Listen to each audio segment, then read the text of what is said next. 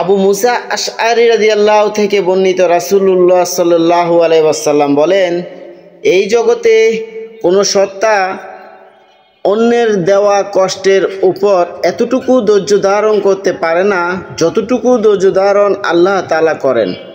মানুষ আল্লাহর ব্যাপারে এমন সব কথা বলে যা অত্যন্ত কষ্টের কারণ।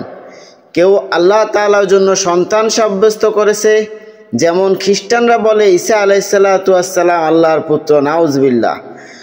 কোনো ইয়াহুদি বলেন উজায়ের আলাইহিসসালাম আল্লাহর পুত্র। কোনো মুশরিক দাবি করে যে ফেরেশতারা আল্লাহর মেয়ে। কোনো সম্প্রদায় পাথর, গাছপালা, এমনকি জীবজন্তু ও সাপ বিচ্ছুকে পর্যন্ত উপাস্য হিসেবে গ্রহণ করেছে। যেই সত্তা সব মানুষকে সৃষ্টি করেছেন এবং মানুষ সৃষ্টি করার আগে ফেরেশতাদের বলেছেন, আমি দুনিয়াতে আমার প্রতিনিধি হিসেবে মানুষ সৃষ্টি করতে চাই, সেই মানুষ আল্লাহর সঙ্গে অন্যকে শরীক সাব্যস্ত করেছে। এই মানুষ আল্লাহকে কষ্ট দেওয়ার মতো কাজ করে, কিন্তু আল্লাহ তাআলা ধৈর্য দেখুন।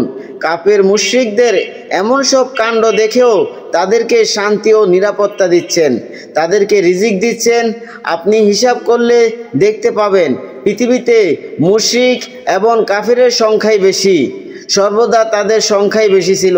কোরআনুল কারীম বলছেন, আপনি যদি পৃথিবীর অধিকাংশ লোকের কথা মেনে নেন তবে তারা আপনাকে আল্লাহর পথ থেকে বিপদগামী করে দেবে, কারণ অধিকাংশ লোকই তো হলো কাফের, মুশরিক ও অবাধ্য। যে ব্যক্তি মানুষের সঙ্গে উঠা বসা করার সময় তাদের দেওয়া কষ্টের উপর সবর করে, সে ওই ব্যক্তি থেকে কয়েক গুণ বেশি উত্তম।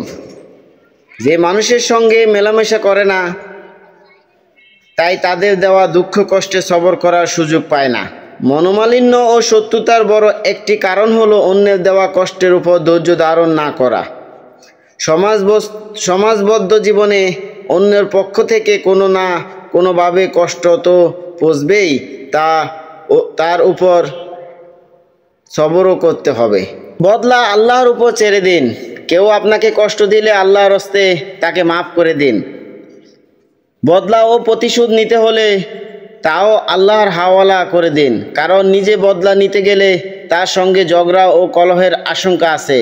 জানা তো নেই যতটুকু প্রতিশোধ গ্রহণের হক ছিল ততটুকুই নেওয়া হলো না বেশি নেওয়া হলো। যদি বেশি প্রতিশোধ নেওয়া হয় তাহলে কিয়ামতের দিন আপনার গর্দান চেপে ধরা হবে।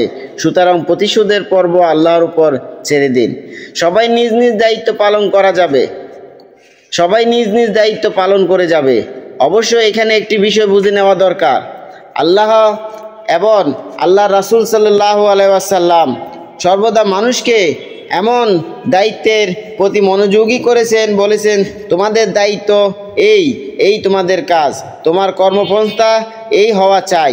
এই জন্য যাকে কষ্ট দেওয়া হচ্ছে তাকে তো এই বলে সবর করতে বলা হচ্ছে যে ক্ষমা করে দাও, প্রতিশোধ নেবে না, কারো সঙ্গে শত্রুতা ও বিদ্বেষ রাখবে না, আর কষ্টকে মতানৈক্যের উৎস এবং বিশৃঙ্খলা সৃষ্টির বাহানা বানাবে না।